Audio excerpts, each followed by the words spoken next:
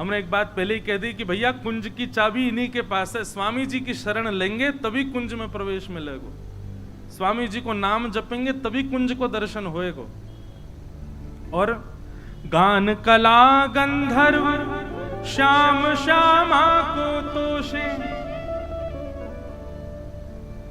अब इसका अर्थ महाराज जी ऐसा लगाते हैं कि गान कला में श्री स्वामी जी बड़े निपुण हैं, पर इसका अर्थ ऐसे लगाना चाहिए कि जब स्वामी जी गायन करते हैं ना तो गंधर्व जन भी वहां पर बैठ करके श्रवण करते हैं और स्वामी जी का उच्छिष्ट जाकर के बाहर गाते हैं।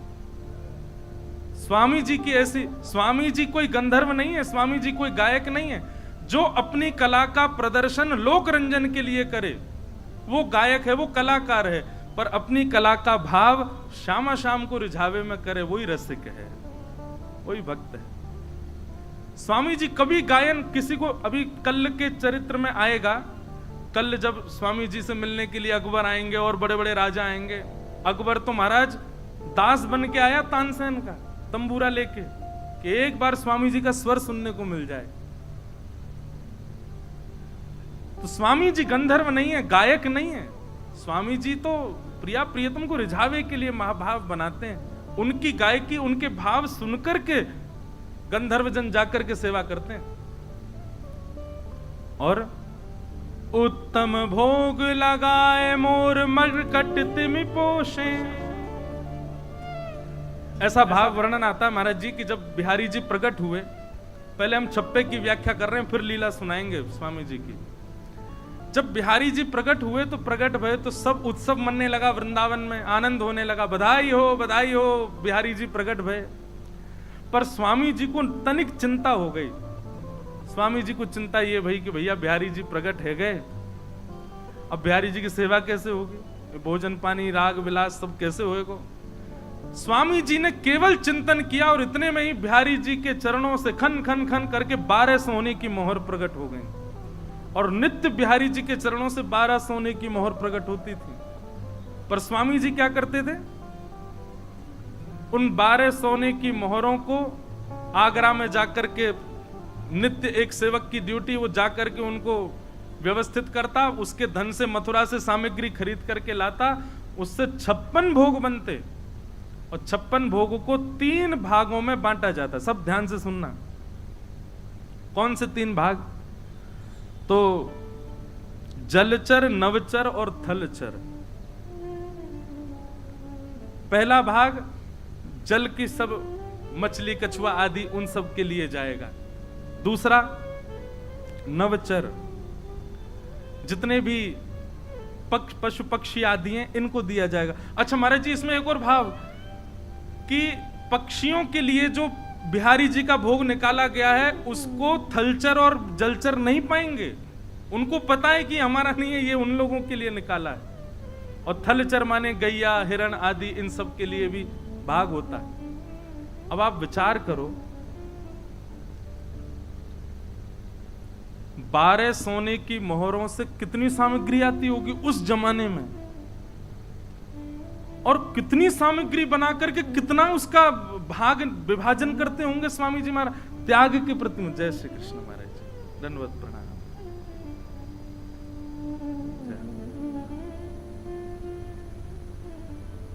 आज तो वास्तव में श्री बिहारी जी की बधाई अद्भुत होएगी। ऐसा वर्णन है कि जब बिहारी जी प्रकट हुए तो श्री हितरवंश महाप्रभु, गोपाल भट्ट गोस्वामी और महाराज रूप सनातन गोस्वामी, श्री गोपीनाथ जी और हमारे गोविंद देव जी के प्राकट्य कर सब पहुंचे वहां पर। ऐसे ही आज सब रूपन में संत जन पधारे हैं, बड़ी कृपा। सब लोग सावधानी से, तो कितनी सामग्री प्रकट होती होगी। स्वामी श्री हरिदास जी महाराज ने अपने संपूर्ण जीवन काल में केवल 8 तोला चने पाए, संपूर्ण जीवन काल। अब 8 तोला कितना होता है तुलवा लेना जाके, उतने चने पाए संपूर्ण जीवन में, अन्न पाया ही नहीं।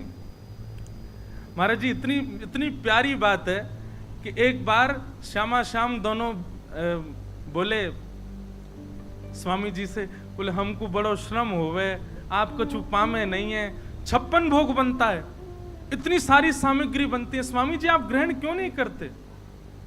स्वामी जी कहें या जीव को भरोसा नहीं है, कहीं या जीव में तनिक ये भाव आ गयो कि स्वाद कितना बढ़िया है, कहीं अधरामृत को ले सह गयो तो मुंह को अपने भाव में कमी लगे, मतलब कहीं पा करके यूं इच्छा नहीं है जाए कि जीव को बढ़िया लगो और दो, नहीं, ऐसी भावना मैं ना कर सकूं। या हमारे स्वामी जी कहा करते, एक सीख लेके रखते और वही को सामग्री में बोरते, जितनों सीख में आता वह को जीव पे लेते, बस इतनी प्रसाद ग्रहण करते। एक दिना किशोरी जी बोली हमको बहुत श्रम हो गया, आप कछु ना पामे, हमारे काज 56 भोग जलचर थलचर नवचर सबन को पवा में, आप तो कछु पाए करो, हमारी आज्ञा है आप पाओ, नहीं तो हम विलास नहीं करेंगे, हम रास नहीं करेंगे। तो स्वामी जी एक दिन बड़े उदास है गए, अरे हमारी किशोरी जी को श्रम है रो मेरे नियम से, अरे नियम बड़ो थोड़ी है, किशोरी जी को भाव बड़ो है। फिर भी महाराज जी क्या नियम लिया? तो राजपुर गांव से भिक्षा आती थी चनों की, तो जो भिक्षा लेके आ बात कहे, सुन भैया कल आटो ले आइयो। किशोरी जी की आज्ञा का छुपाऊंगो, आटो ले आयो, खूब सारो आटो ला, तो वहां में तो नेक 100 आटो निकारो, जमुना जल डाल करके मार के और वाकू कंडान में सेक दियो, छोटी सी इतनी सी बाटी बनाई और बाटी बना करके मन विचार करने लगे मैं तो प्रिया प्रियतम को अधरामृत पाऊं, अब जे बाटी 56 भोग में कहां पधराऊं याकू में, लेकिन कैसे भी स्वामिनी जी को अंगीकार होनी चाहिए, वाकई बात पाऊंगो। तब किशोरी जी के सामने गए बाटी लेके, नेक सी बाटी, और श्यामा श्याम से बोले आपकी आज्ञा स्वीकार कर रहा हूं, अन्न पा रहा हूं। ठाकुर जी बोले जे का पा रहे हो, ये तो हमारे भोग में ना आ सके, रूखी सूखी आटे की बाटी बना लाए हो। बोले ना आपको ना पवाऊं, आपके लायक थोड़ी, आपको तो श्रम है जाएगा खाओगे, लेकिन आपकी आज्ञा मानूंगा, अन्न पाऊंगा। किशोरी जी बोले कैसे पाओगे, हम तो पाएंगे नहीं, और हमारे जब तक भोग नहीं रहे तब तक आप पाओगे नहीं। स्वामी जी बोले एक उपाय है, बोले कहा, बाटी हाथ में लेकर के नजर उतारन लगे दोनों की, बोले जितनी अलाय बलाय मेरे स्वामी मेरे श्यामा श्याम पे आई हो, मेरे कुंज बिहारी पे आई हो, सबरिया बाटी में आ जाएं, और सबरी नजरन को बाटी में लेके फिर वह बाटी को पा लेते। स्वामी किशोरी जी बोली सुनो चना ही बढ़िया है, या मत पाए करो। तो उत्तम भोग लगाए मोर मरकट तिम पोषे, सब बांट देते हैं, कुछ नहीं रखते। ठाकुर जी जीवन में आएंगे तो भैया एक बात लिख लियो, संग्रह की स्थिति खत्म हो जाएगी, लुटावे की स्थिति प्रारंभ हो जाएगी। नृपति द्वार थाड़े रहे, दर्शन आशा जास की, आसुधीर उद्योत कर, रसिक छाप हरिदास की। द्वार पर बड़े बड़े राजा खड़े रहते हैं कि कैसे भी, अरे कोई मंदिर बनावे खड़ो, कोई कह रहा हो कि मैं किसी घाट की सिड्डी बनवा दूं, कोई कह रहा हो कछु कर दूं, कोई कह रहा हो कछु कर दूं। स्वामी जी महाराज मिलते ही नहीं है कोई थे।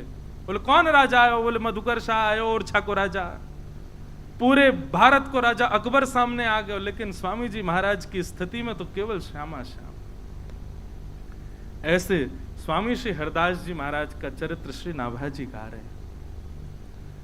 उन स्वामी जी के चरित्र में अब कुछ ब्रज रसिकों के भाव और ब्रज के ग्रंथों में जो स्वामी जी के अंतरंग भाव हैं उनमें हम प्रवेश करें। कैसे स्वामी जी इस धराधाम पर पधारे, धरातल पर पधारे, बहुत सावधानी से सुनना, एक क्षण के लिए भी आपको ध्यान इधर उधर गयो पूरी कथा निकल जाएगी, या हमारे बहुत ध्यान से सुनिए। स्वामी जी कौन है? श्री ललिता जी के अवतार, श्री ललिता जी के अवतार। तो सबसे पहले ललिता जी को प्रादुर्भाव सुनो, ललिता जी को जान गए तो आप स्वामी जी को पहचान जाओगे। प्रसंग है कि किशोरी जी और ठाकुर जी दोनों अपने नित्य निकुंज में लीला कर रहे हैं, सेज पर बैठे हैं तभी ठाकुर जी ने किशोरी जी की रूप माधुरी को देख करके कही, आज तो मेरा मन हैरो कि मैं आपको श्रृंगार करूं। किशोरी जी बोली, तो कर दो, या मैं पूछो वाली कहा बात है। आहा, निज कर गूथ सुमन के गजरा, अपने ही हाथ पहरावत है। तू है सखी बड़ भाग बड़ी, नंदलाल तेरे घर आवत है। तू अपनों श्रृंगार करत है, तू अपनों श्रृंगार करत है। ये दर्पण हाथ दिखावत है, दर्पण हाथ दिखावत है। तू है सखी बड़ भाग बड़ी, गोपाल तेरे घर आवत है। तू है सखी बड़ भाग बड़ेरी, गोपाल तेरे घर आवत है। ठाकुर जी श्रृंगार कर रहे हैं किशोरी जी को, सुंदर पत्रावली बनाते जा रहे हैं। किशोरी जी अपलक नेत्रन से श्याम सुंदर को देख रही हैं। सुंदर सुंदर पुष्प तोड़ के ला रहे हैं, स्वयं उनके गजरा बना करके हाथन में पहना रहे हैं, बाजून में पहना रहे हैं। निज कर गूथ सुमन के गजरा, अपने हाथन से किशोरी जी के विशाल केशन को ठाकुर जी स्वयं गूथ रहे हैं। ये निकुंज की चर्चा है भैया। अब जैसे ही केश गूथ दिए, उनमें सुंदर सुंदर पुष्प लगाए, किशोरी जी बोली, अब ने दिखाओ तो कैसो श्रृंगार कियो मेरो। ठाकुर जी बोले, हाँ अब ही लाऊं। अच्छा, कितनी सुंदर छवि है कि किशोरी जी दर्पण लेकर के बैठी हैं और ठाकुर जी पीछे केश संवार रहे हैं। अब वहां दर्पण में किशोरी जी अपने आप को नहीं देख रही हैं, तिरछो सो करके पीछे खड़े श्याम सुंदर को देख रही हैं, और श्याम सुंदर वही दर्पण में किशोरी जी को देख रहे हैं। पीछे खड़े हैं तो आमने सामने को दर्शन सुख नहीं मिल रहा हो, तो दर्पण में ही एक दूसरे को निहार रहे हैं। किशोरी जी जब तैयार रह गई, ठाकुर जी बलैया ले रहे, आहा बली बली जाऊं, हे स्वामिनी जू ऐसे ही देखत रहूं तो मैं जन्म सफल कर मानूं। आप यूं ही बैठी रहो, मैं आपको देखता रहूंगा। तभी ठाकुर जी एक विशाल दर्पण लेकर के आए और नीचे पधराए करके और दूर से दिखा रहे हैं, हे स्वामिनी जी ने देखो तो कैसी लग रही हो। बहुत बहुत सावधानी से सुनो। किशोरी जी स्वयं को नहीं देख रही हैं, स्वयं के अंग प्रत्यंग को कहां कहां ठाकुर जी ने चुनकर के पुष्प रखे हैं, कहां कहां श्रृंगार कियो, उनको ध्यान से देख रही हैं। और अपने तन पर विद्यमान ठाकुर जी के हाथ के श्रृंगार को ध्यान से देख करके किशोरी जी इतनी मोहित है गई, इतनी मोहित है गई, अपने ही श्रृंगार को देख करके कह रही हैं, हे ललित तुम कितनी सुंदर हो। मतलब किशोरी जी के रूप पर कोई और मोहित ना भयो, किशोरी जी स्वयं मोहित है रही हैं। और मोहित क्यों है रही हैं? क्योंकि श्रृंगार जो है वो श्याम सुंदर ने किया। कोई मुझसे पूछ रहा हो परसों कि महाराज जी आप आरती से पहले आरसी क्यों दिखाया करो ठाकुर जी को। लाल जी को जो श्रृंगार है वो श्रृंगार किशोरी जी पधरा में, तो ठाकुर जी आरसी में वह श्रृंगार को दर्शन करें कि आज किशोरी जी कितनी आई है मेरे ऊपर।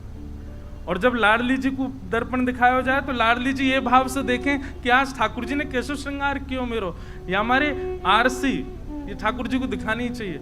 और एक सामान्य भाव ऐसा है कि आप सब दर्शन करवे वारे, सो ठाकुर जी अर्चक सो कहें एने दिखा तो दे मैं कैसा लग रहा हूँ, सबके बीच में बैठा तो दियो तेने मुँह तो दिखा मैं ठीक लग रहा हूँ कि नहीं। सो ठाकुर जी को पहले आरसी दिखा में, फिर नेक दूर करके वहां में हम ठाकुर जी को देखें। तो ऐसी भावना है कि वास्तव में आप अब श्री जी तो ना बन सको, पर एक भावना ऐसी रखी जाए कि श्री जी की दृष्टि से लाल जी को देखो, अरे लाला बड़े प्यारे लग रहे, बड़े सुकोमल। किशोरी जी ने जैसे ही दर्पण में स्वयं कोई प्रतिबिंब देखो, मोहित है गई लाडली जू, और मोहित है करके अपने स्वरूप से ही कह रही है, हे ललित तुम कितनी सुंदर हो। और जैसे ये भाव कहो तो प्रतिबिंब को जो स्वरूप जा पर किशोरी जी मोहित है गई, वो ही स्थिर है करके, स्थूल है करके प्रकट है गयो, श्री ललिता जी को प्रादुर्भाव है। सहचरी श्री ललिता महारानी की। अब अंदर गहराई में जाइयो, जिनको ना पल्ले पड़ रही हो चुपचाप नीचे मुंह करके बैठ जाओ। पूरे विश्व को मोहित श्याम सुंदर करें, कामदेव को मोहित श्याम सुंदर करें, ऐसे श्याम सुंदर हमारी लाडली जी पर मोहित रहें, और वो लाडली भी जिन पर मोहित रहें वो हैं श्री ललिता जी। अरे जब कभी श्याम सुंदर कभी विरह प्रदान कर दें ना, तो किशोरी जी श्री ललिता जी के पास ही जावें और ललिता जी को निहारें। क्यों? क्योंकि ललिता जी को जो श्रृंगार है वो किशोरी जी और ललिता जी में कोई अंतर नहीं है, एक सी दिखेंगी दोनों। बस ये है कि किशोरी जी की नेक विशेष चूड़ामणि है, किशोरी जी की नेक विशेष चुनरी है, किशोरी जी को नेक विशेष श्रृंगार है, नहीं तो बाकी सब एक जैसा हो। पर फिर भी किशोरी जी को ललिता जी प्रिय है, क्योंकि प्रथम श्रृंगार श्री कृष्ण ने जो कियो वही स्वरूप श्री ललिता जी है। ललिता जी प्रकट है। क्यों प्रकट भई? श्यामा श्याम के नित्य विहार को सुख देवे के काज श्री ललिता जी प्रकट भई। सबसे प्रथम सहचरी, सबसे प्रथम सखी हैं निकुंज की श्री ललिता जी। और ललिता जी जैसे प्रकट भई, श्री ललिता जी अब लाडली लाल दोनों विचार करने लगे। ठाकुर जी के मन में आयो, अब ये इनके स्वरूप से प्रकट भैया, इन्हीं को पक्ष ले करेगी हमेशा। किशोरी जी सोच रही हैं, बोले लाल जी के श्रृंगार को भाव है तो ये इन्हीं को ही पक्ष ले। दोनों उनके मन में ये भाव आ गया कि ये पक्षपात करेंगी दोनों में। ललिता जी को एक भाव है कि वो प्रिया प्रियतम के हृदय की बात पहचान जावे। और जब जब मैं ललिता कहूं ना, स्वामी जी को स्मरण अपने आप कर लियो, क्योंकि स्वामी जी ललिता जी ही। जैसे ही प्रिया प्रियतम के मन में आयो कि ये तो पक्षपात करेंगी, एक अकेली हैं, ठाकुर जी सोच रहे हैं किशोरी जी के स्वरूप में या हमारे इनको पक्षपात करेंगी, लाडली जी सोच रही हैं इनको श्रृंगार है या हमारे इनको पक्षपात करेंगी, इन्हीं की साइड करेंगी। तभी ललिता जी को लगी नाय नाय तो पक्षपात वाली बात नहीं, दोनों प्रिया प्रियतम को श्रम भयो। तो ललिता जी ने नेत्र बंद करके विचार किया और उन्हीं में से ही अनंत सहचरियां प्रकट हो गईं और निवृत्त निकुंज वहीं प्रकट हो गया। जितनी सखियां हैं सब श्री ललिता जी से प्रकट है। ऐसे करके एक निकुंज तैयार भई, जहां पे श्री प्रिया प्रियतम नित्य विहार करें। और वह निकुंज की चाबी कौन के पास है? ललिता जी के पास, श्री ललिता जी के पास। ऐसे श्री ललिता जी को प्रादुर्भाव है। अत्यंत किशोरी जी की प्रिय हैं ललिता जी।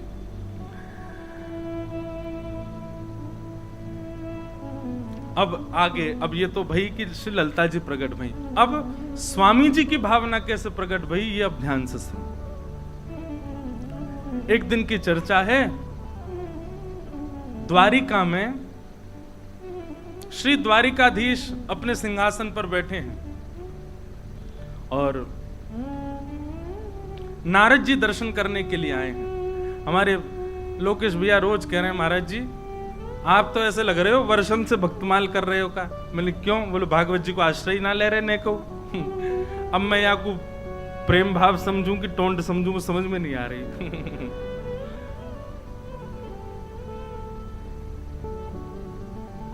गोविंद भुज गुप्तायाम द्वारवत्वाम कुरुद्वः अवासीत नारदो भिक्षणम कृष्णोपासन लालसा। बात ऐसी है भैया, ये जितने शब्द हैं ना सब भागवत जी के हैं। भागवत जी ने पोष करके पाल करके यहाँ तक बिठाए हुए हैं और वही सदैव पालेंगे। बस आज एक बात है गई कि अभी तक तो भागवत जी लालन पालन कर रहे हैं, अब युगल करेंगे भक्तमाल जी और भागवत जी।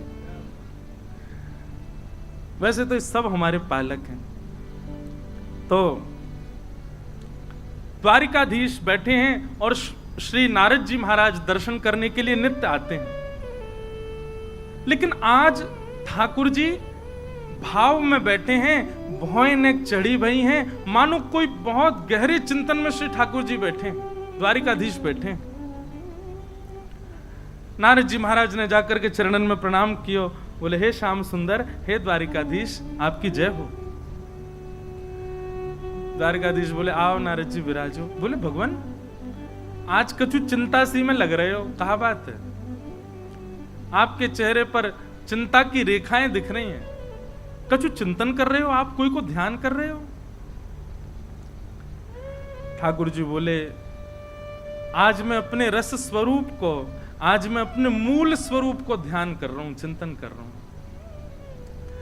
नारद जी बोले ये रस स्वरूप कौन सा हो भैया, ये मूल स्वरूप कौन सा है आपको?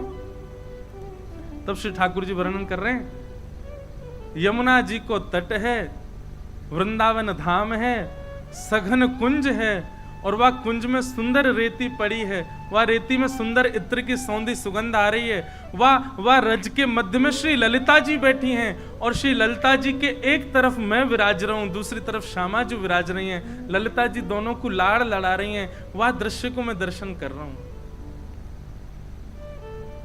नारद जी बोले ये कौन सी उपासना है, ये कौन सा भाव है ठाकुर जी जाको आप चिंतन कर रहे हैं? ठाकुर जी बोले चलो दिखा के लामे, और नारद जी को हाथ पकड़ करके ठाकुर जी एक स्थान पर लेके गए,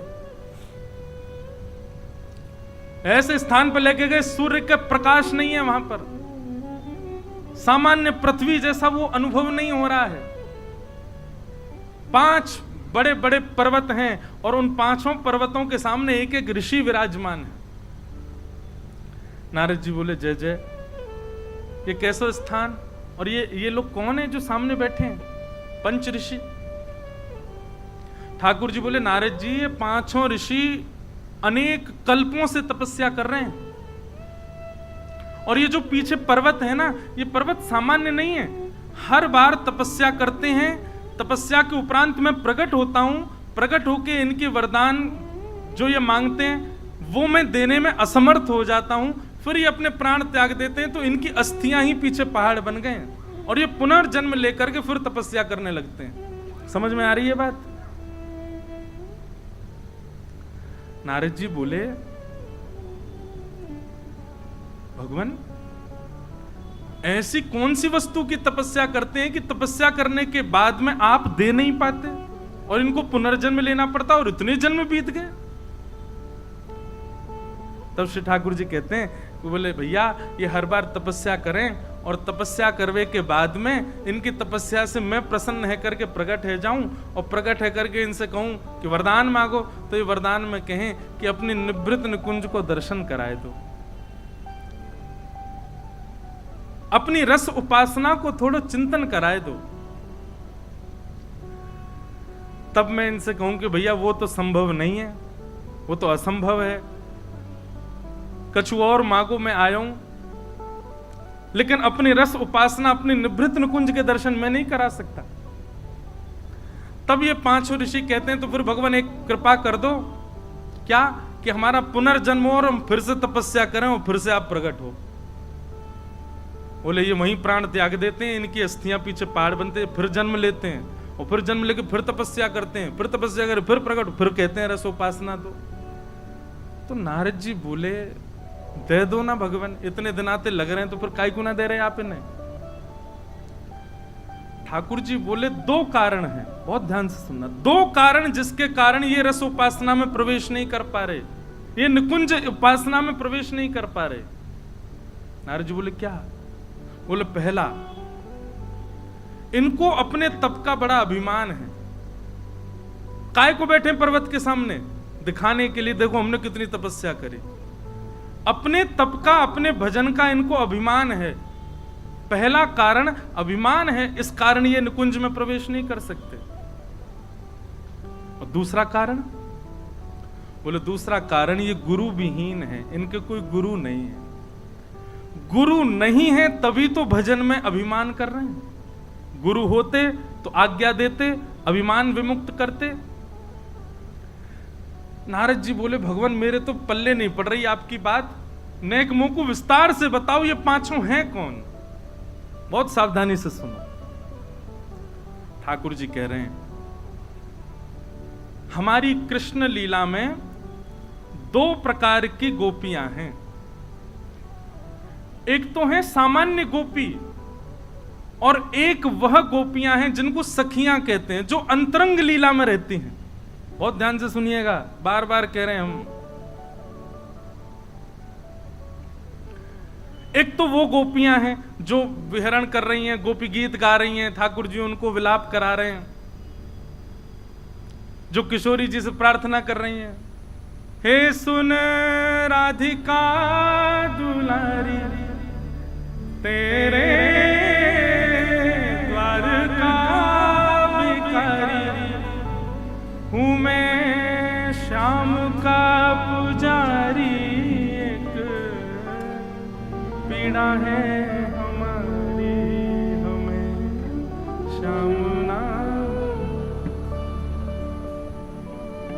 अब ये पीड़ा वाली गोपियां हैं, इनको ठाकुर जी मिलते हैं और फिर अंतर ध्यान हो जाते हैं। पर सखियां जो हैं वो तो ठाकुर जी के वश में ही रहते हैं।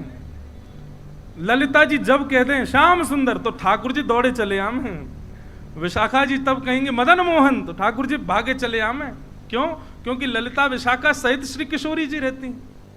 और ये जो विरह आतुर गोपियां हैं, इन गोपियों को निवृत्त निकुंज में प्रवेश नहीं मिल पाया है, इसीलिए गोपी गीत गा रही हैं, इसीलिए किशोरी जी से प्रार्थना कर रही हैं कि हमको भी अवसर दें कि हम उस कुंज में प्रवेश कर सकें।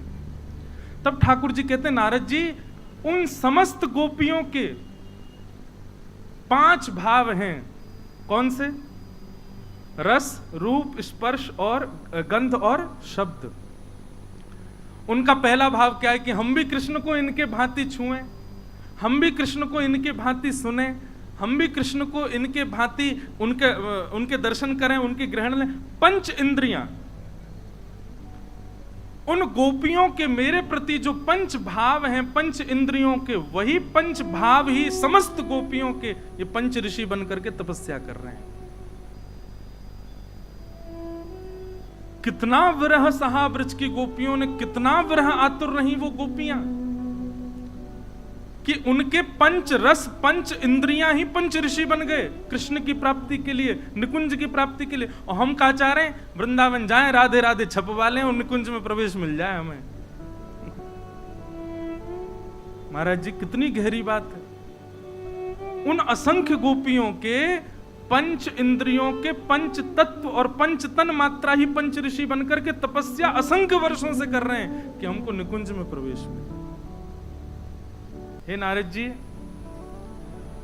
उन समस्त ब्रज गोपिकाओं का जो 5 भाव मेरे प्रति है, रूप दर्शन का, स्पर्श सुख का, शब्द श्रवण का, ग्रहण करने का, सुगंध ग्रहण करने का और अधरामृत पान का, वही 5 इंद्रियां इतनी व्याकुल हो गई कि उन 5 इंद्रियों ने संकल्प किया कि हम कृष्ण को पाके रहेंगी, निकुंज में प्रवेश करके रहेंगी। वही समस्त गोपियों के 5 इंद्रियां 5 ऋषि बनकर के तपस्या कर रही हैं कि हमारी निकुंज में आ जाएं। नारद जी बोले थोड़ी बहुत देर में और रुका तो मैं तो बेहोश हो जाऊंगा। भगवान, हम तो सोचते हैं कि हम जिस स्थान पर आपके साथ रहते हैं, आपका नित्य दर्शन करते हैं, इससे बड़ा तो कोई स्थान ही नहीं होगा। हम देवयोनि को सर्वश्रेष्ठ मानते हैं, पर आज पता लगा कि उससे भी अति क्लिष्ट एक स्थान ये निकुंज भी है।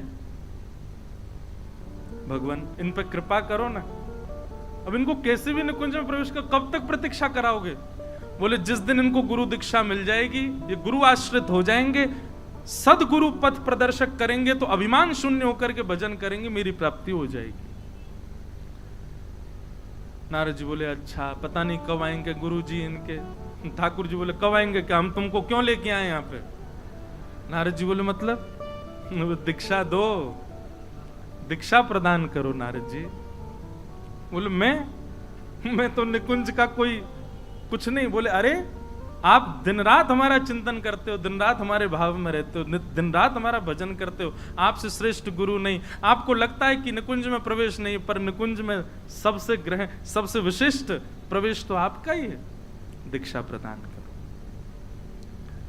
बोले क्या दीक्षा प्रदान करें? तब श्री नारद जी महाराज ने गोपाल मंत्र की दीक्षा उन 5 ऋषियों को प्रदान की। गोपाल मंत्र की दीक्षा दी और भगवान ने कहा कि अब जो ये मंत्र गुरुदेव से आपको प्राप्त हुआ है, इसका पुरुषण करो। पुरुषण में लगभग 25 लाख जप होते हैं एक पुरुषण में। बोले अब इसका पुरुषण करो गोपाल मंत्र का। अभी तपस्या पूरी नहीं भई है उन 5 ऋषियों की। तब उन 5 ऋषियों ने उस गोपाल मंत्र का पुरुषण किया, 25 लाख जप किया। तो 25 लाख जप करने के प्रभाव से एक दिव्य तेज प्रकट हुआ और उस दिव्य तेज के बिंदु से निकुंज विलासिनी श्री ललिता जी प्रकट हो गई।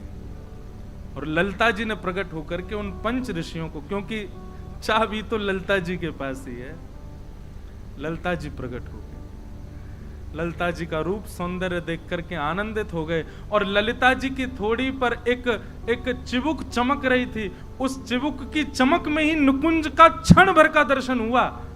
इतने वर्ष की तपस्या और 1.25 लाख और गोपाल मंत्र के पुरुषण के बाद ललिता जी और ललिता जी की चिबुक में क्षण भर का निकुंज दर्शन हुआ। और दर्शन होते ही वो जो प्रकाश प्रकट हुआ वो समाप्त हो गया। 5 हाथ जोड़ करके खड़े रहे। अब ललिता जी को देख, अब ललिता जी कैसी हैं, वो मन की भावना पहचान जाती। ललिता जी को देख करके 5 के मन में आया, एक के मन में तो आया कि मैं इनको गोद में खिलाऊं, एक को मन में आया कि मैं इनसे मैत्री करूं, एक के मन में आया कि मैं इनके साथ रहूं छाया बन करके, एक के मन में आया मैं इनको निहारता रहूं। इस प्रकार उन 5 ऋषियों के मन में 5 अलग अलग भाव प्रकट हुए। क्या करनो भैया? नेक नेक आगे आ जाओ। हमसे कह दे करो, हम बोल देंगे आप विराज जाओ। आ जाओ नेक नेक। निकुंज की चाबी ललिता जी के पास। आओ नेक नेक प्रवेश करो। तो क्या बता रहा था मैं, भूल गया फिर से। क्या बता रहे थे? नहीं ये तो अभी बोले फिर। हाँ नहीं, हम बता रहे हैं क्या बता रहे। 5 को अलग अलग भाव प्रकट हुए ललिता जी को देख करके।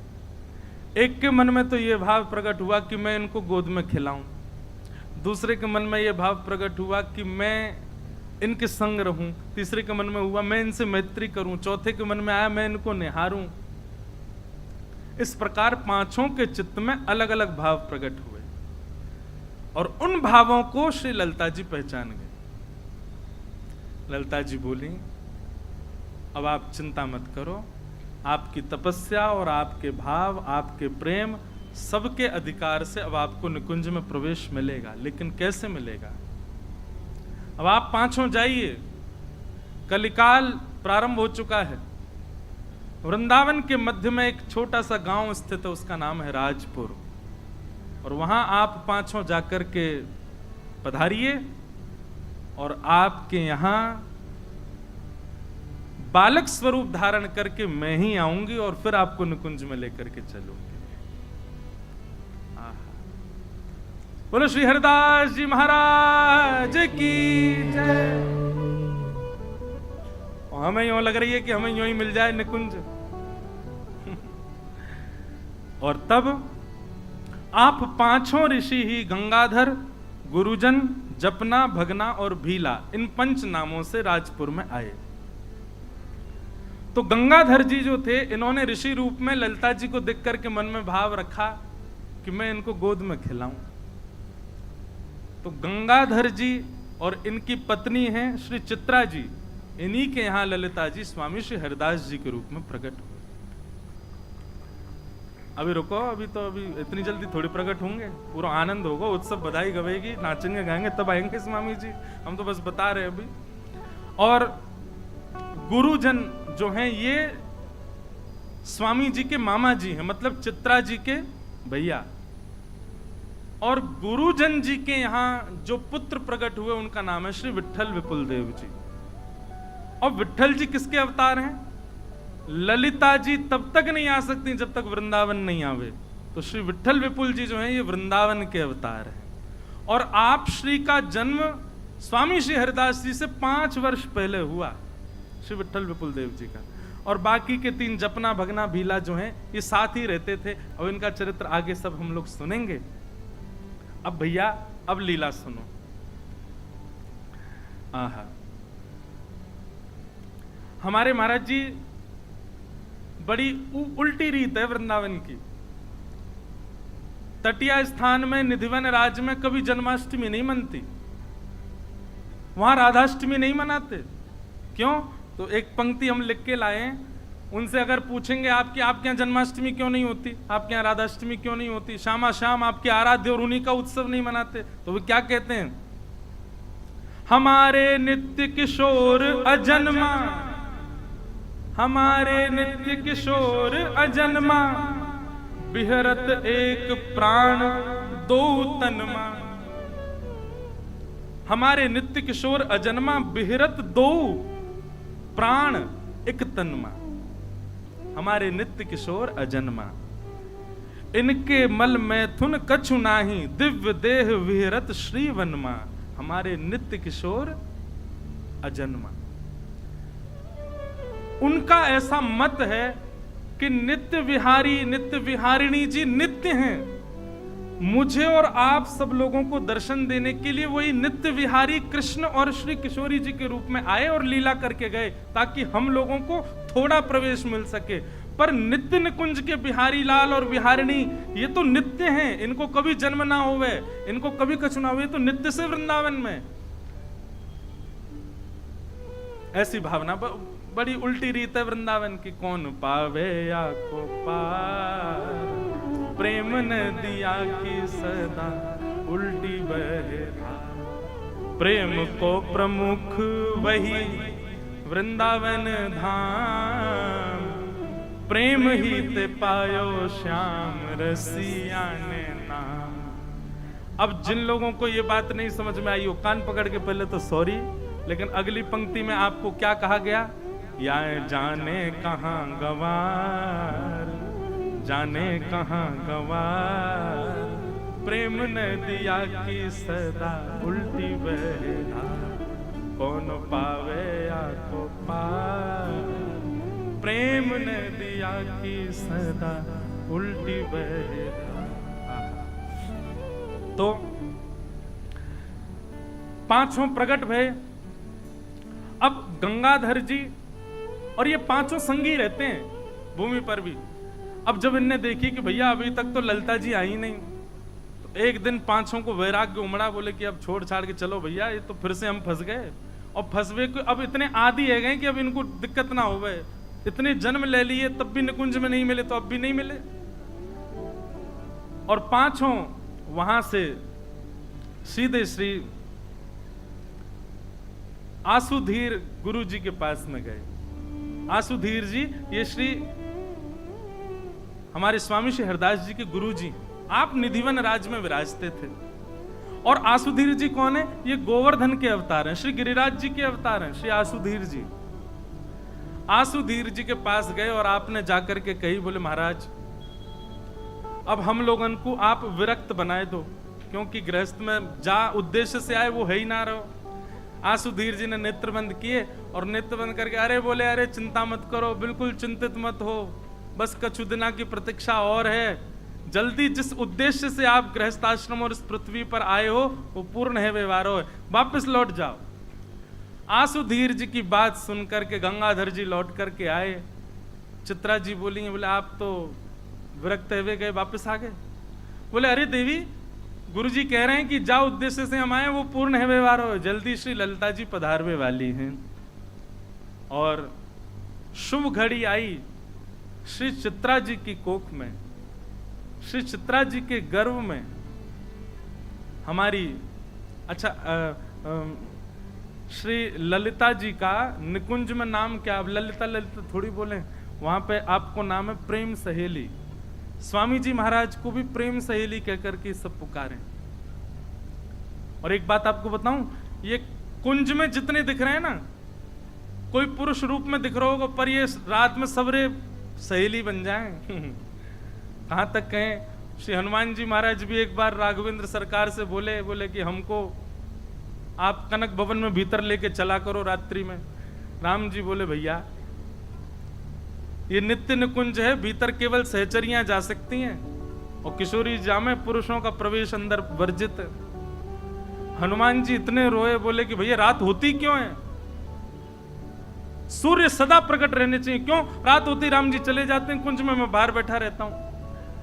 तो श्री सरजू जी की कृपा से और हमारी किशोरी जी की आज्ञा से श्री हनुमंत लाल जी भी जैसे ही लाल राम जी निकुंज में प्रवेश करते हैं, श्री हनुमान जी भी अली स्वरूप धारण करके, श्री सहचरी रूप धारण करके भीतर जाके वीणा सुनाते हैं राम जी को। तो भैया ये सहचरी कोई भेष नहीं है, ये सहचरी कोई श्रृंगार नहीं है, सहचरी तो श्री राघवेंद्र सरकार की, हमारे वृंदावन बिहारी लाल की कृपा है। वही कृपा से ये भाव प्राप्त हो। हमारे सरस कुंज में जाके देखो, जैसी बधाई गवे हमारे बड़े भैया महाराज जी सब तुरंत सहचरी बन जाएं, तुरंत सहचरी भाव में आ जाएं। अच्छा, यहाँ के पीछे भाव कहा है कि सहचरी जो है ना वो सेवा में कभी कमी नहीं छोड़े। आप पुरुष भाव से रहोगे तो आपको कहीं ना कहीं मान है जाएगा, पर सहचरी तो मान रहता होवे। या हमारे सहचरी को प्रवेश है कुंज। तो आसुधीर जी ने कही भैया जाओ, जा कार्य के लिए आए हो, आपको वो कार्य पूर्ण होगा। चित्रा जी के गर्भ में हमारे प्रेम सहेली यानी कि साक्षात श्री ललिता जी पधारी। और जैसे कल हम लोग परसों सुन रहे थे कि वहां तारा मैया श्री हरिवंश महाप्रभु की माता जी के गर्भ में जब से श्री हरिवंश जी आए तब से उनको वृंदावन की स्मृति होने लगी, पर ये तो वृंदावन में ही है, इनके संग कहां गए हो।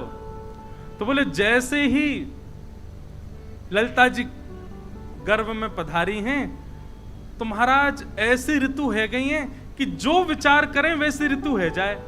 अभी गर्मी लग रही है, मन में भाव आया बड़ी गर्मी है रही है, इतने में ही ऋतु अनुकूल है जाए, अनुकूल ऋतु बनती जा रही है। और वो अनुकूल ऋतु है करके वृंदावन को सुजग कर रही है, वृंदावन में कुंजन को निर्माण कर रही है, वृंदावन को सुंदर बना रही है। ऐसी सुंदर ऋतु अपने आप परिवर्तित होती जा रही है।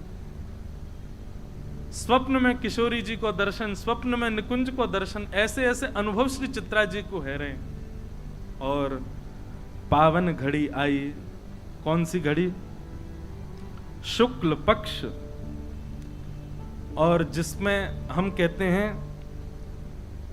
राधाष्टमी। पूरे वृंदावन में श्री राधा रानी की बधाई गब रही है। राधाष्टमी को समय है शुक्ल पक्ष में, और मध्याह्न के समय, बस मध्याह्न दोपहर को समय भयो है। और वही समय श्री गंगाधर जी के घर में चित्रा जी के गर्भ से एक दिव्य तेज प्रकट भयो, और दिव्य तेज के रूप में श्री स्वामी श्री ललिता जी प्रकट भई हैं। बोलो श्री ललिता महारानी की, श्री ललिता जी प्रकट भई। और आप जब प्रकट भई तो प्रकट कैसी भई, 16 वर्ष की आयु, सुंदर श्रृंगार, सुंदर भाव भंगिमा, ऐसी सुंदर बनकर के 16 वर्ष की आयु को आपकी आकृति और पूर्ण ललिता जी के रूप में ही प्रकट भई। अच्छा, एक लीला तो मैं बताना ही भूल गए हो। जैसे ही ललिता जी चित्रा जी के गर्भ में आई, महादेव बोले पार्वती जी सो चलो। बोले क्यों? बोले गुरु जी को अवतार है वे वालो है। आप कहोगे महाराज जी क्या कह रहे हो? शंकर जी के गुरु जी ललिता जी। हाँ, निकुंज की चाबी कौन के पास है?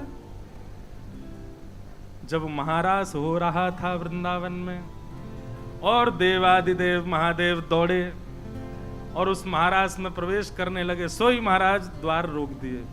बोले कुंज में भीतर प्रवेश नहीं कर सकते। महादेव बोले क्या करूं मैं?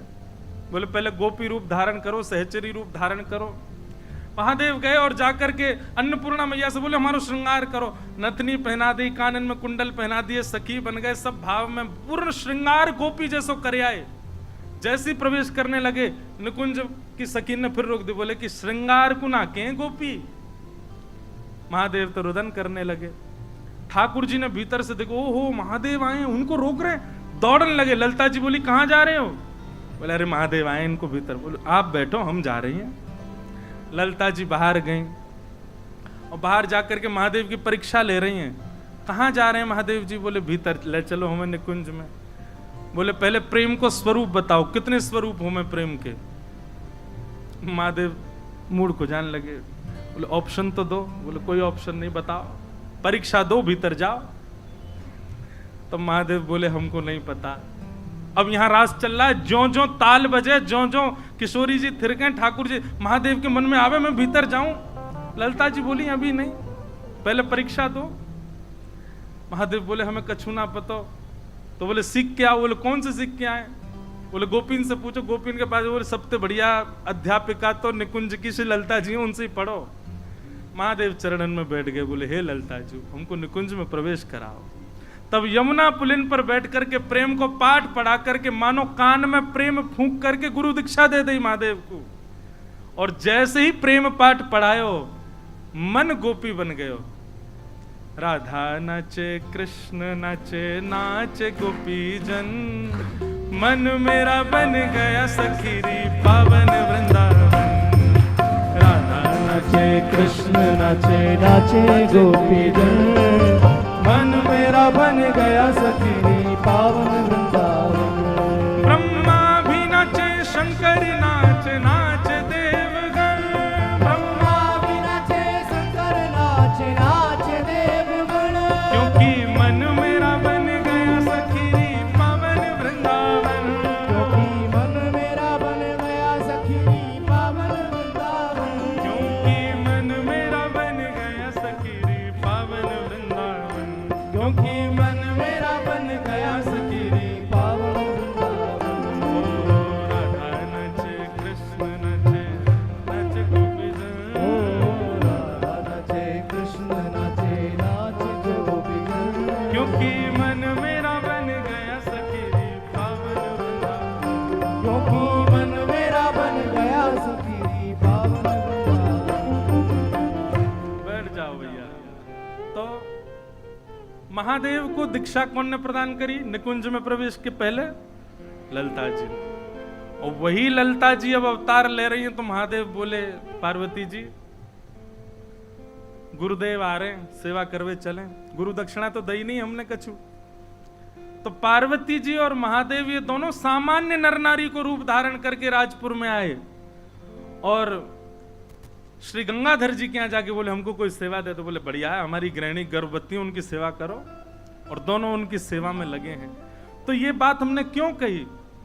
क्योंकि जैसे ही ललिता जी प्रकट भई 16 वर्ष की आयु की कन्या, तो चित्रा जी और गंगाधर जी बोले हमने तो कही आप बालक बन के आई हो और आपने आज्ञा दी आप बालक, आप तो बिल्कुल 16 वर्षीय कन्या के रूप में आई हैं।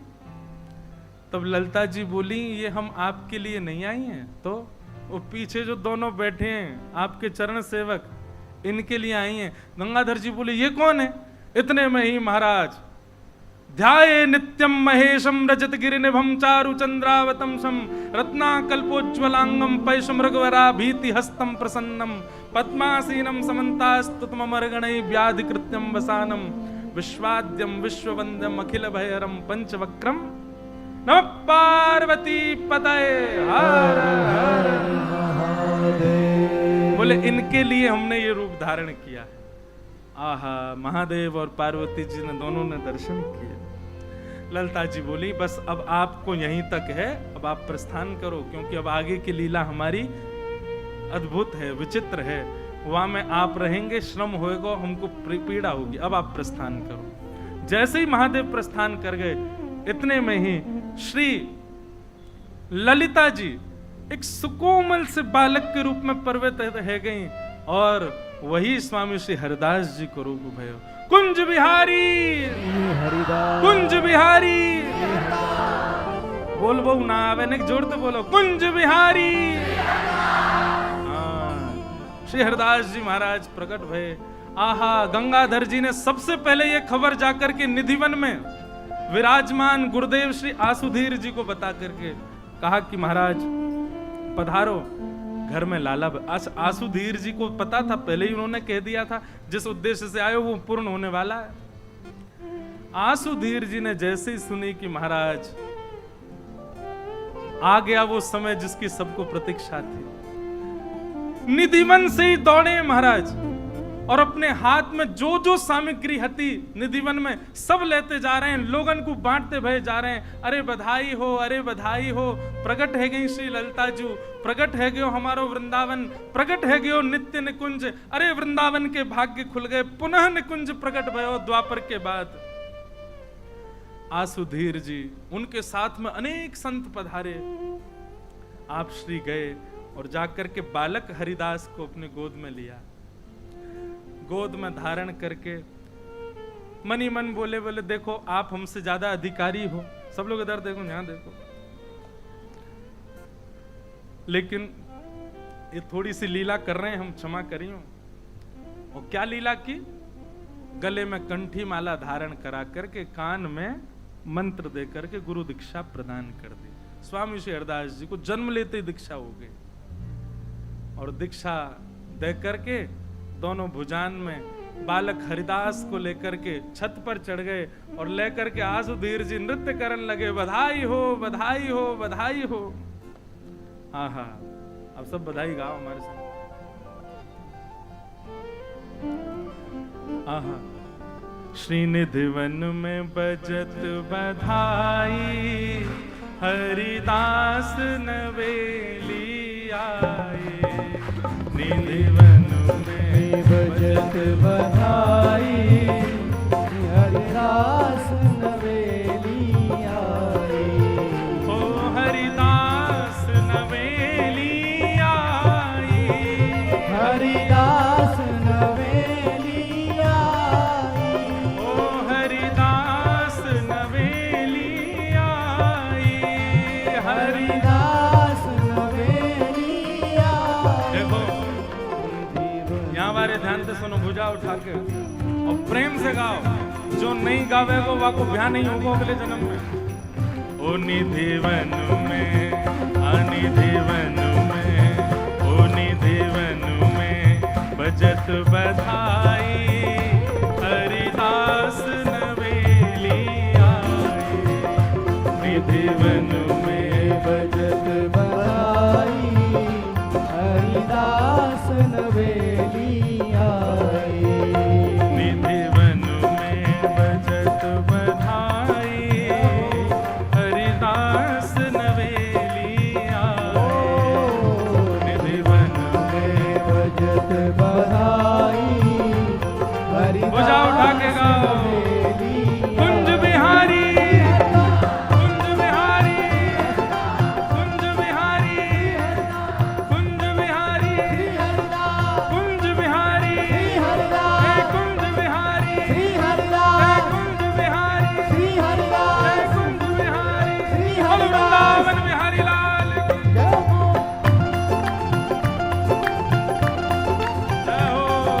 बधाई हो, बधाई हो, बधाई हो।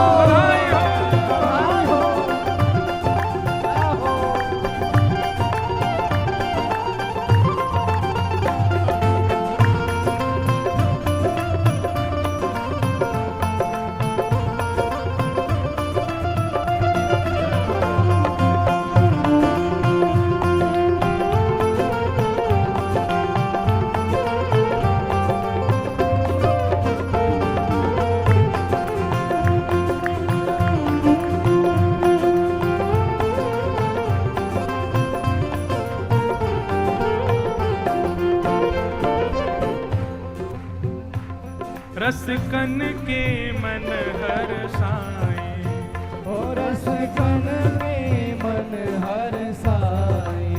ओ रसकन के मन हर्षाए, ओ रसकन के मन हर्षाए। ओ रसकन के मन हर्षाए। रसकन के मन हर्षाए। ओ वृंदावन सहचरियाए, ओ वृंदावन सहचरियाए। ओ आज घर बजत बधाई, आज घर घर बजत बधाई, ओ आज घर घर बजत बधाई, आज घर घर बजत क्यों? बधाई। ओ हरिदास नवेली आए, आज घर घर बजत बधाई, हरिदास नवेली आई। श्रीनिधिवन बजत बधाई, हरिदास नवेली आए, श्रीनिधिवन बजत बधाई, हरिदास नवेली आई। रस रूप प्रकट भई हरिदासी, रस रूप प्रकट भई हरिदासी, रस रूप प्रकट भई हरिदासी, रस रूप प्रकट भई हरिदासी। और संतन के मन अति अभिलाषी, और संतन के मन अति अभिलाषी, हाँ संतन के मन अति अभिलाषी, संतन के मन अति अभिलाषी। ओ देखो महामोद झरलाई, देखो महामोद, झरलाई, देखो महामोद झरलाई, तो महाबोध झरलाई। भैया हैं? जो ही रहूं। जय हो भैया। इन कुंज की चाबी कौन के पास? तो भैया चाबी आ गई, मतलब दरवाजा खुरको, यही हमारे सब सखी बन गए। देखो महामोद झरलाई, देखो महामोद झरलाई, क्यों? हरिदास नवेली आए, देखो महाबोध झरलाई, हरिदास नवेली आई। ओ देखो महामोद झरलाई, हरिदास नवेली आए, देखो महाबोध झरलाई, हरिदास नवेली आई।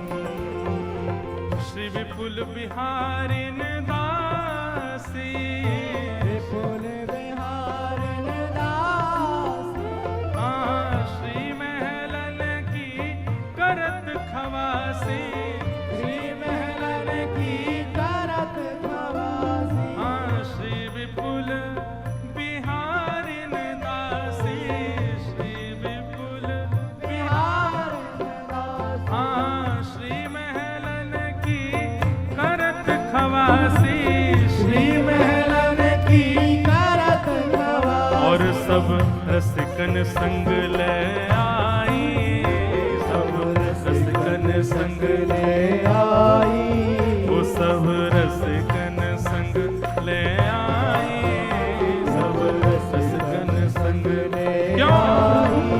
ओ हरिदास नवेली आई, सब रसिकन संग ले आई, हरिदास नवेली आई। ओ निधि वन में बजत बधाई, हरिदास नवेली आए, निधि बजत बधाई, हरिदास नवेली आई। श्यामा प्यारी कुंज बिहारी, जय जय श्री हरिदास दुलारी, श्यामा प्यारी कुंज बिहारी, जय जय श्री हरिदास दुलारी, हाँ श्यामा प्यारी कुंज बिहारी, जय जय श्री हरिदास दुलारी, श्यामा प्यारी कुंज बिहारी, जय जय श्री हरिदास दुलारी, हे श्यामा प्यारी कुंज बिहारी, जय जय श्री हरिदास दुलारी, श्यामा प्यारी कुंज बिहारी, जय जय श्री हरिदास श्री हरदास जी महाराज की।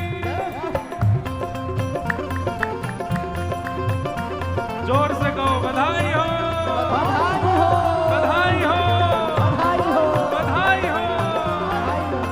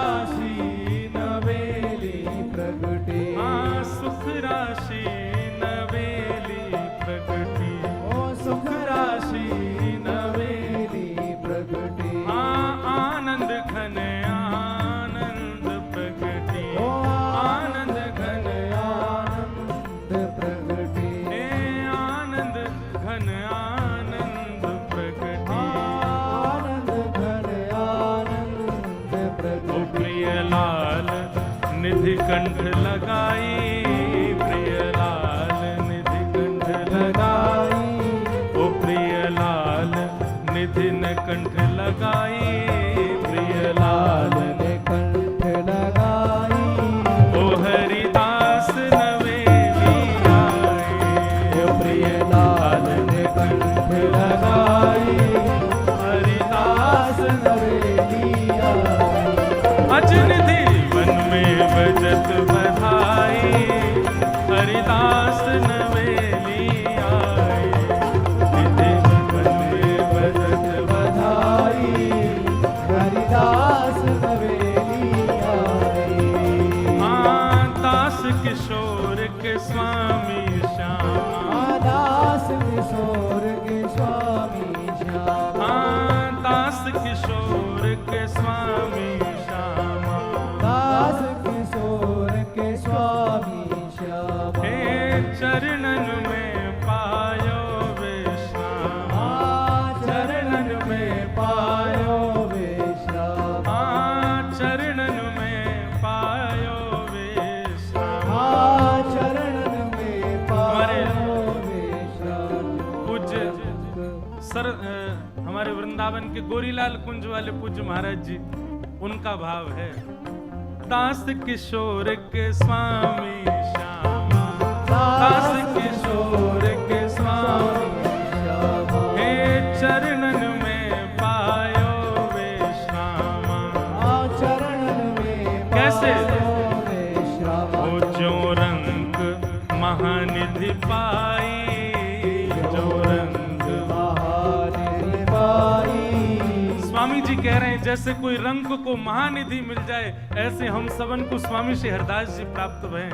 जो रंग महानिधि पाई, जो रंग महानिधि पाई। जय हो हरिदास नवेली आई, जो रंग महानिधि पाई, हरिदास नवेली आई। ओ निधि वन में बजत बधाई, हरिदास नवेली आए, निधि वन में बजत बधाई, हरिदास नवेली आई। श्यामा प्यारी कुंज बिहारी, जय जय श्री हरिदास मुरारी, श्यामा प्यारी कुंज बिहारी, जय जय श्री हरिदास मुरारी, हे श्यामा प्यारी कुंज बिहारी, जय जय श्री हरिदास मुरारी, हे श्यामा प्यारी कुंज बिहारी, जय जय श्री हरिदास मुरारी, हे श्यामा प्यारी बांके बिहारी, जय जय श्री हरिदास मुरारी, हे श्यामा प्यारी बांके बिहारी, जय जय श्री हरिदास मुरारी, हे श्यामा प्यारी कुंज बिहारी, जय जय श्री हरिदास मुरारी, श्यामा प्यारी कुंज बिहारी, जय जय श्री हरिदास मुरारी, हे श्यामा प्यारी कुंज बिहारी, जय जय श्री हरिदास मुरारी, हे श्यामा प्यारी कुंज बिहारी, जय जय श्री हरिदास मुरारी, हे श्यामा प्यारी कुंज बिहारी, जय जय श्री हरिदास मुरारी, हे श्यामा प्यारी कुंज बिहारी, जय जय श्री हरिदास मुरारी, हे कुंज बिहारी श्री हरिदास, कुंज बिहारी श्री हरिदास, हे बांके बिहारी श्री हरिदास, हे बांके बिहारी श्री हरिदास, वृंदावन बिहारी श्री हरिदास, वृंदावन बिहारी श्री हरिदास, हरे रसिक बिहारी श्री हरिदास, रसिक बिहारी श्री हरिदास, जय जय कुंज बिहारी श्री हरिदास, जय कुंज बिहारी श्री हरिदास, कुंज बिहारी श्री हरिदास, कुंज बिहारी श्री हरिदास, हे कुंज बिहारी श्री हरिदास, जय कुंज बिहारी श्री हरिदास, हे कुंज बिहारी श्री हरिदास। जय कुंज बिहारी श्री हरिदास। महाराज जी यहीं रही हो, अभी यहीं रहो। भुवन चतुर डीलो गाओ गाओ, एक बार गाओ सब लोग हमारे संग गए। रुक जा रुक जा रुक जा, नहीं करो। श्यामा हृदय कमल सो प्रगटो, श्यामा हृदय कमल सो प्रगटो, राधा हृदय कमल सो प्रगटो, राधा हृदय कमल सो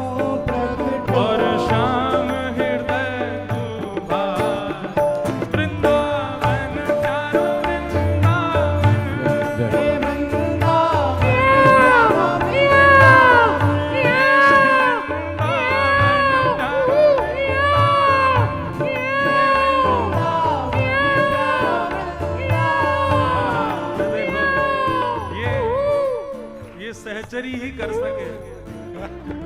पुरुष तो मान करे, मैं कैसे करूं? अब मैं तो महाराज जी मान कर रहा हूं ओड में, मतलब सहचरी कर सके।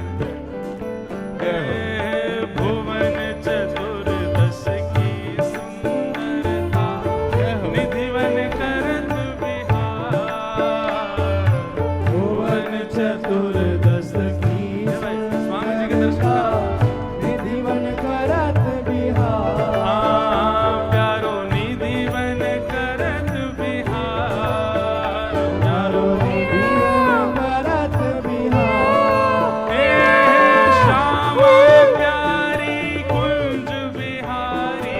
श्यामा प्यारी कुंज बिहारी। श्यामा प्यारी बांके बिहारी। श्यामा प्यारी बांके बिहार। और जय जय श्री हरिदास वृंदावन प्यारो वृंदावन। हे वृंदावन प्यारो वृंदावन। हे वृंदावन प्यारो वृंदावन। हे वृंदावन प्यारो वृंदावन। श्यामा प्यारी कुंज बिहारी। ओ श्यामा प्यारी कुंज बिहारी। श्यामा प्यारी बांके बिहारी। श्यामा प्यारी बांके बिहारी। और जय जय श्री हरिदास वृंदावन वृंदावन प्यारो वृंदावन। हे श्री वृंदावन ओ वृंदावन प्यारो वृंदावन। श्यामा प्यारी बांके बिहारी। ओ श्यामा प्यारी बांके बिहारी। और जय जय श्री हरिदास वृंदावन मेरो वृंदावन। वृंदावन प्यारो वृंदावन। हे श्री वृंदावन प्यारो वृंदावन। वृंदावन प्यारो वृंदावन। हे श्री वृंदावन मेरो वृंदावन। श्री वृंदावन मेरो वृंदावन। श्री वृंदावन प्यारो वृंदावन। श्री वृंदावन मेरो वृंदावन। श्री कुंज बिहारी लाल की जय हो।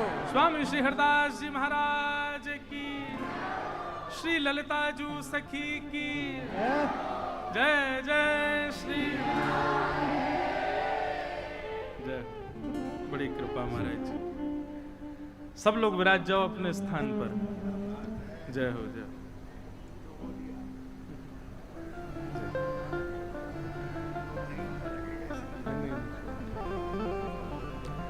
तो वृंदावन में श्री ललिता अली प्रकट भई हैं, श्री ललिता सखी प्रकट भई हैं स्वामी श्री हरदास जी के रूप में।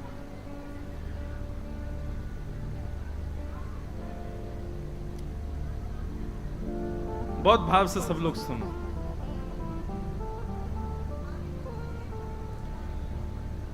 अब बिल्कुल शांति से विराज जाओ, सब लोग बैठो। आज गर्मी बहुत है लेकिन विराजो।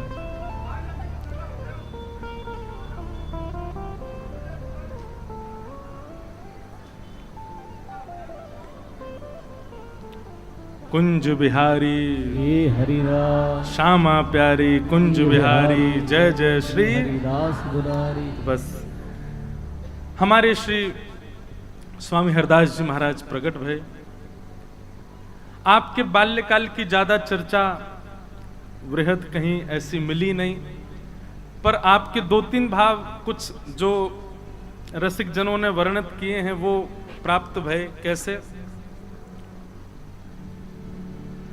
इतने सुंदर हैं स्वामी जी महाराज कि सब ब्रजवासी इनको अपने अपने घर ले जाते हैं। कोई श्रृंगार करता है, कोई प्रसाद पवाता है, कोई बुलाता है, आदि आदि सब भाव। और ऐसा आकर्षण है आपके रूप में कि सब आकृष्ट हो जाते हैं देख करके। लेकिन आपका स्वभाव बड़ा दीर्घ गंभीर है। छोटी सी अवस्था में भी ऐसी गंभीरता में विराजते हैं कि महाराज बालक भी एक बार को खेल खेलवे से पहले विचार करें कि इनके संग खेलें कि नहीं। स्वामी जी का वस्त्र भाव अभी जो आप दर्शन कर रहे हैं, ये तो श्री आसुधीर जी ने जब इनको विरक्त दीक्षा दी उसके बाद का स्वरूप, पर उससे पहले का स्वरूप जो हमारे रसिक जनों ने वर्णन किया कि आप पीली धोती पहनते और नीलो दुपट्टा पहनते। पीली धोती नीलो दुपट्टा, पीली धोती से पीतांबरी श्याम सुंदर की, नीले दुपट्टा से श्री किशोरी जी को भा। मतलब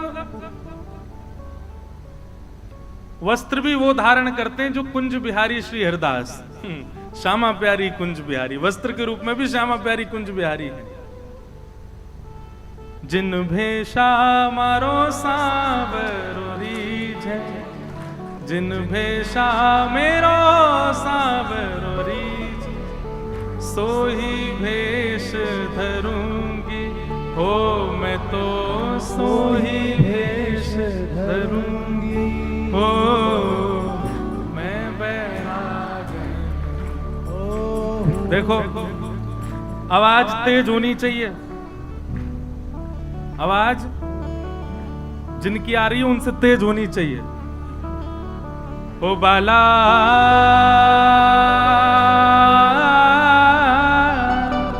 मैं बैरागन हूँगी हूँगी मैं बैरागन हूँगी मैं बैरागन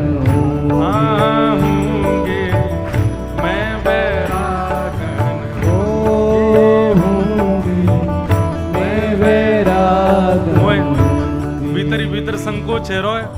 महाराज जी कह रहे होंगे बोल गाई गा रहे हैं लोग तो लेकिन महाराज कहा करें, निकुंज खुल गए और चाबी आ गई है। अब निकुंज में प्रवचन कहा करें, वहां तो नाचेंगे गाएंगे आनंद करेंगे।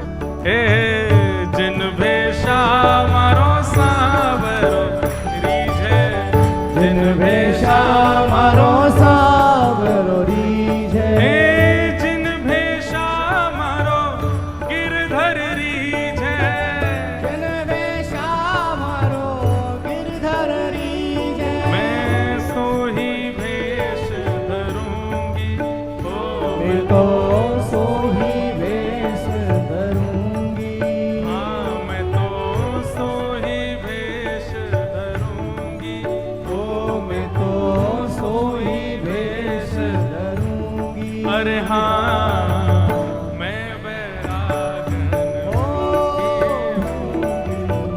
मैं बैरागन हो, कहो तो कुसुमल साड़ी रंगावा, कहो तो कुछ मीराबाई का पद है। साड़ी रंगावा, कहो तो कुसुमल साड़ी रंगावा, कहो तो कुसुमल साड़ी रंगावा, कहो तो भगवा हे, कहो तो भगवा हे, हाँ कहो तो मोतियन मांग भरावा, कहो तो मोतियन मांग भरावा, हाँ कहो तो मोतियन मांग भरावा, कहो तो मोतियन मांग भरावा, कहो छिटकावा के वाला कहो छिटकावा के, अरे हाँ मैं बैरागन हूँगी मैं बैरागन हूँगी, ओ बाला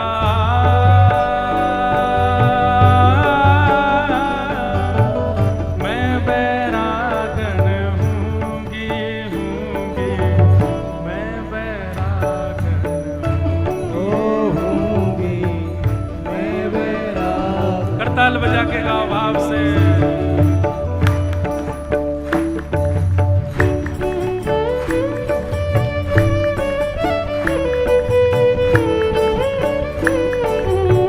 श्री राधा गोविंद देव लाल की।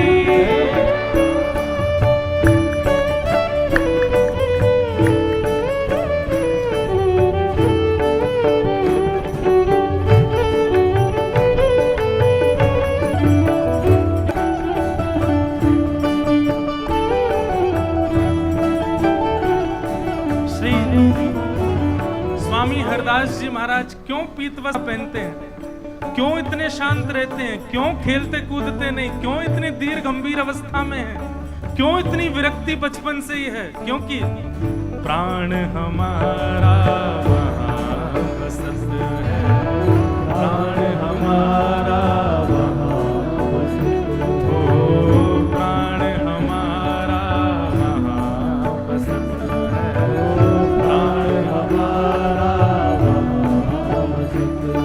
ओ यहाँ तो खाली हो, यहाँ तो खाली हो, यहाँ तो खाली हो, यहाँ तो खाली हो। मात पिता परिवार सोई है, मात पिता परिवार सोई है, मात पिता परिवार सोई है, मात पिता परिवार सोई है। कहिए तिनका तोड़ भला, कहिए तिनका तोड़ भला, कहिए तिनका तोड़ भला, कहिए तिनका तोड़। अरे हाँ मैं बैरागन होंगी, मैं बैरागन होंगे, मैं बैरागन होंगी। एक बार गाओ भाव से। ओ भला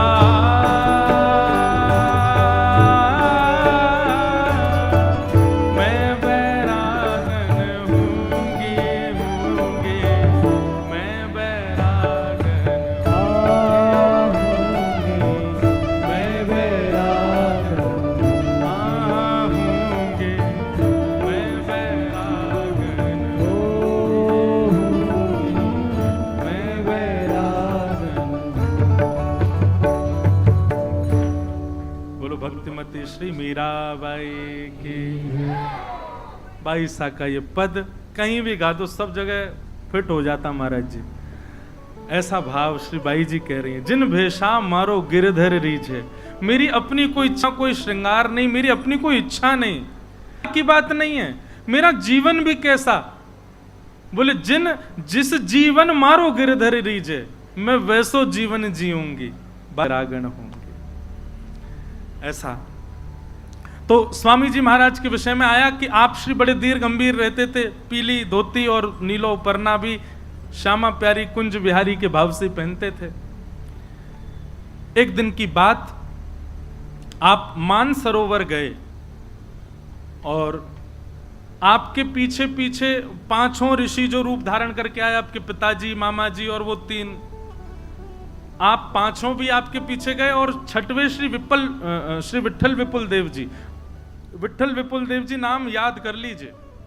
ये श्री विठल विपुल देव जी जो हैं, ये आपके मामा के पुत्र हैं, आपसे 5 वर्ष पहले आए हैं। स्वामी जी ललिता जी के अवतार हैं और विठल विपुल देव जी श्री वृंदावन के अवतार हैं। वृंदावन ललिता जी के बिना रहता ही नहीं है। और एक और बात महाराज जी, स्वामी श्री हरदास जी की परछाई नहीं दिखती थी। आप जब चलते थे तो परछाई नहीं आती थी पृथ्वी पर। ऐसे स्वामी जी के कुछ कुछ भाव उनके बाल्यकाल के बताए गए। एक दिन आप 12-13 वर्ष की आयु हो गई तो मानसरोवर की ओर जाने लगे। अनायासी मानसी में रहते थे, लीला चिंतन करते थे। तो आपके पीछे वो पांचों ऋषि जो रूप धारण करके आए वे चलने लगे, आपके पिताजी, मामा जी और तीनों, और छठवें श्री विठल विपुल देव जी भी आपके पीछे पीछे गए। वहां मानसरोवर पर जाकर के आप विराजमान हो गए। वे 6 के 6 भी वहां जाके विराजित हुए। आपने आज्ञा की मानसरोवर में स्नान करो। और स्नान करके जैसे ही पांचों बाहर आए, आप श्री ने युगल चूड़ामणि की दीक्षा उन 6 को प्रदान की। युगल चूड़ामणि, युगल चूड़ामणि की दीक्षा दी और दीक्षा देकर के कहा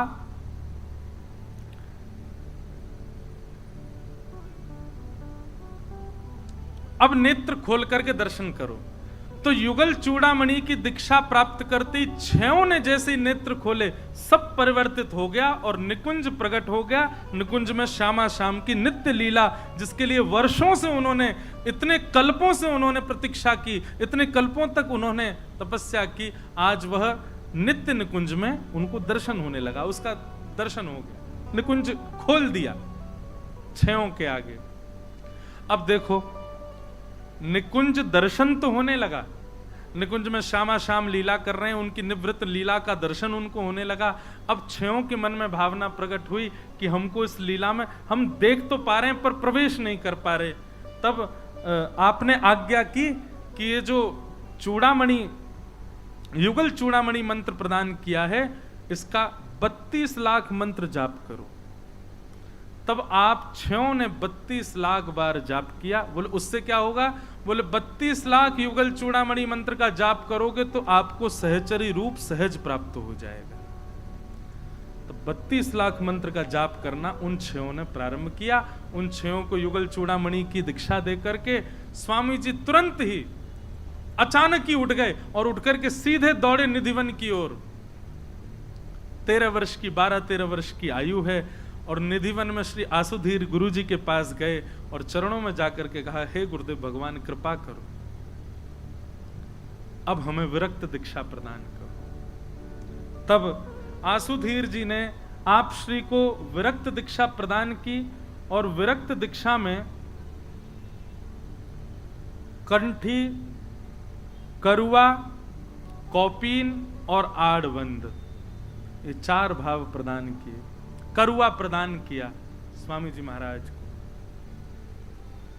बंधुओं,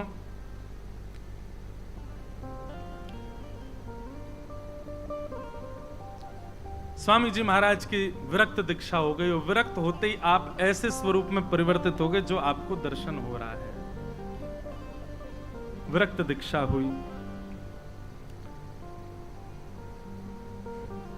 अब आपकी स्थिति हो गई ऐसी कि आप एक स्थान पर बैठते हैं और नेत्र बंद करके केवल श्यामा प्यारी कुंज बिहारी, श्यामा प्यारी कुंज बिहारी। मैंने पहले भी कहा कि आपने कभी श्री राधा रानी को स्पष्ट नाम से नहीं पुकारा, आप सदैव श्यामा प्यारी कहते हैं। अब यहाँ पर भेद, लोग ऐसा मान सकते हैं कि हमारे हितरवंश महाप्रभु जी के भाव में तो श्री राधा और हरिदास जी, अब सबके अपने अपने भाव है। मत सबके सुनो, पालन उसी का करो जो आपकी गुरु परंपरा है। तो वहां पर श्री राधा स्पष्ट कहने की आज्ञा दी है, परंतु हमारे हरिदास परंपरा में स्पष्ट श्री राधा ना कहकर के श्यामाजू कहकर के संबोधित करते हैं। श्यामा प्यारी कुंज बिहारी, श्यामा प्यारी कुंज बिहारी। यही स्वामी श्री हरदास जी का नित्य कीर्तन है। आप नित्य रसिकोपासना में अब प्रवीण हो गए, प्रविष्ट हो गए। आसुधीर जी, स्वामी श्री हरदास जी के गुरु जी, अब निकुंज लीला में प्रवेश कर गए, निकुंज लीला में प्रविष्ट हो गए। स्वामी जी महाराज अब निधिवन में विराजते हैं और निधिवन में श्री विठल विपुल देव जी नित्य आते हैं, स्वामी जी की सेवा करते हैं। और वे पंच ऋषि भी, जो जिसमें पिताजी भी हैं, मामा जी भी हैं और भी सब जन, वे सब भी स्वामी जी की सेवा करते हैं, नित्य उपासना करते हैं, मानसी में रहते हैं हमेशा। बंधुओं, ऐसा वर्णन आता है शिशिर ऋतु यानी कि भयंकर सर्दी का समय, और स्वामी जी मानसी में चले जाते हैं और स्वामी जी को प्रश्वेत आने लगता, पसीने आने लगते हैं, क्योंकि स्वामी जी अपनी मानसी में कोई ग्रीष्म ऋतु का चिंतन कर लेते हैं। स्वामी जी की ग्रीष्म ऋतु में यदि स्वामी जी शिशिर ऋतु का स्मरण कर लेते हैं, तुरंत आपको कंबल ओढ़ना पड़ता है, ठिठुरने लग जाते हैं। ऐसी ऋतु का प्रभाव उनके तन पर नहीं होता। मानसी में जैसी ऋतु, मानसी में जैसा समय, मानसी में जैसा भाव, वैसा स्वामी जी का रूप हो जाता है। विठल विपुल देव जी चरणों में आए और कहा, भगवान अब हमें भी आप विरक्त दीक्षा प्रदान करो। विठल विपुल देव जी को देख करके स्वामी जी महाराज प्रसन्न हो गए और आप श्री ने उनको भी विरक्त किया। अब स्थिति ऐसी है कि स्वामी जी नित्य रहते हैं निधिवन में, और नित्य एक लता विशेष को ही प्रणाम करते हैं, उसी के आगे नतमस्तक हो जाते हैं, वहीं प्रणाम करते हैं, वंदन करते हैं। विट्ठल विपुल देव जी ने जब यह दृश्य देखा, आपके मन में जिज्ञासा प्रकट हुई, और उस दिन थी विवाह पंचमी, जिसको हम कहते हैं विहार पंचमी। वृंदावन वारिन की विहार पंचमी, अयोध्या वारिन की विवाह पंचमी है। आपके यहाँ भी हमारे विवाह पंचमी के हैं? अब जब माइक आएगा तब बोलेंगे महाराज जी कहा बोले। हमारे यहाँ की तो बिहार पंचमी। उसी दिन श्री विट्ठल विपुल देव जी का जन्मोत्सव था, जन्मदिन था विट्ठल विपुल देव जी का। तो आप श्री आए, आकर के आपने स्वामी जी को प्रणाम किया। अब हम बिहारी जी को प्रकट कर दें, क्योंकि अब आगे की लीला फिर हम कल सुनेंगे, और कौन कौन पर कृपा की और कैसी कैसी बिहारी जी के अनुग्रह, वो सब सुनेंगे। विट्ठल विपुल देव जी ने प्रणाम किया, और प्रणाम करके कहा, बोले भगवान आज एक जिज्ञासा है, आप पूरे निधिवन राज में एक लता विशेष को ही प्रणाम क्यों करते हैं? तब स्वामी जी ने, नहीं करुआ वालों ही रहने दो, अभी आवे वो करुआ को पता। तो एक लता विशेष को ही प्रणाम क्यों करते हैं? स्वामी जी महाराज ने मंद मुस्कुरा करके कहा, बोले आप जाओ, जाकर के देखो भीतर क्या है।